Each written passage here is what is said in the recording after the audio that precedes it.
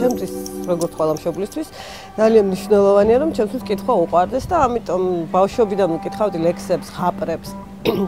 სხვადასხვა მოთხრობებს, თუმცა თვითონ უფრო ენციკლოპედიური ტექსტები აინტერესებდა სამყაროზე, დინოზავრებზე, რა ვიცი, აი უფრო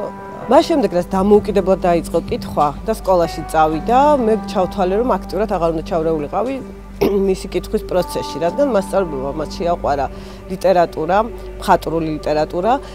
და დამოუკიდებლად არჩევდა წიგნებს და კითხულობდა საკმაოდ ბევრს. თუმცა შემდეგ მასწავლებელმა მირჩია, რომ ის ჩავრეულიყავი, მესაუბრა მასთან ამ წიგნებზე, რასაც წაიკითხავდა, ერთად აგვერჩია წიგნები. მოკლედ, მას შემდეგ რაც ერთად დავიწყეთ არჩევა, უფრო დაინტერესდა, უფრო ბევრს კითხულობს ყველგან, სადაც შესაძლებელობაა მისი, სტუმრათაც კი კითხულობს, როცა არის და